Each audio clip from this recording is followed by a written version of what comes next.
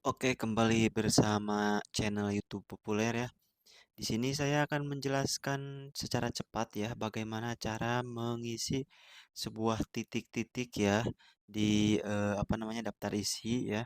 Teman-teman mungkin ada yang belum tahu bagaimana cara cepatnya ya. Karena kalau kita mengetik titik-titik manual seperti ini, yang pertama itu lama, yang kedua itu tidak akan rapi ya. Nah, bisa saja kalau kita menambahkan, nomor, dia akan ke bawah ya, tidak rata ya, dan juga tidak rapi tentunya. Lalu bagaimana caranya? Caranya cukup mudah.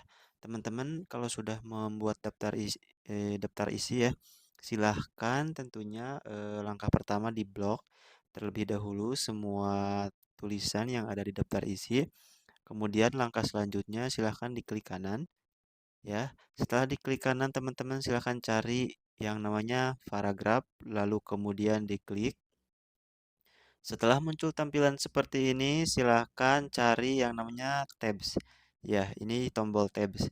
Klik teman-teman, silahkan. Kalau sudah muncul tabs di sini, silahkan atur tab stop position di sini. Kalau teman-teman posisinya ingin berhenti di nomor ini ya, di nomor 15 misalnya atau 14, silahkan langsung ketikkan di sini. Ya, di sini kita akan mencoba berhenti di nomor 15 untuk titik-titiknya ya. Jadi akan rata semua sesuai nomor 15 ya. Kita ketik nomor 15. Kemudian ini dibiarkan saja default. Kemudian alignment atau posisi kita pilih yang right. Ya, setelah pilih yang right, kita leadernya ini dipilih juga ya mau yang mana. Mau yang nomor 2, nomor 3, yang 4. Kalau standarnya itu kita pakai nomor 2. Setelah semuanya diatur, silahkan klik set, kemudian klik OK. Nah, seperti itu ya. Kalau sudah, teman-teman silahkan coba diklik tabnya.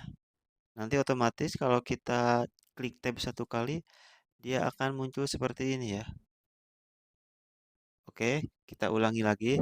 Blok terlebih dahulu, kemudian klik kanan, masuk ke paragraf, klik menu tab, kemudian isikan batasnya, pilih alignment, kemudian ini yang pilih yang nomor 2 set. Klik OK, ya seperti itu. Kalau terjadi seperti ini, teman-teman silahkan hapus. Ya, ini karena terbacanya, ini tinggal hapus saja ya. Ini terbacanya paragraf karena ada ininya, nomornya. Oke, hapus saja ya.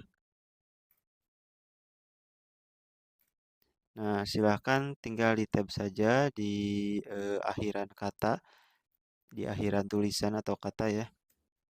Nah, kalau kita tambahkan nomor pun juga, ini dia akan ke kiri ya, menggesernya, tidak akan ke bawah. Jadi seperti itu keuntungannya kalau kita mengaturnya di paragraf. Oke, seperti itu saja ya tutorial kali ini cukup mudah ya karena ini basic banget.